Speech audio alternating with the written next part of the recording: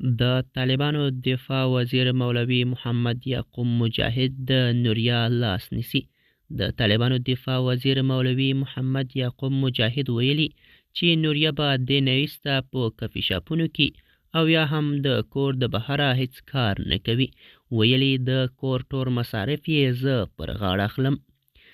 د طالبانو دفاع وزیر هغه کسان وغندل چې د نوریا څخه ویډیوګانې او عکسونه اخیستي وو. د طالبانو دفاع وزیر دا ویلي نو دغه کسان به مونږ په سخته جزا محکوم کړو. نوریا هغه افغانه بې کسه نجلۍ وه چې د پلار یې مړو او د کور سرپرستي پر غاړه اخیستې وه. د حقیقت چینل درنو کتونکو سلام، ستړي مشئ، وخت مو په خیر. په دې هیله چې روغ او جوړ واوسئ.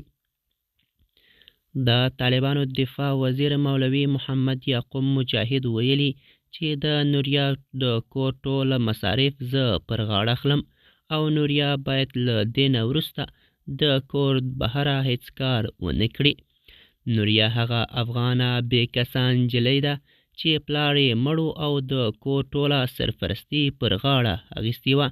نوریا د هلکانو په جامه کې په هلمند ولایت کې په یو کافي شاپ کې کار کوي ترڅو د خپل کور لومړنۍ اړتیاوې پوره کړي.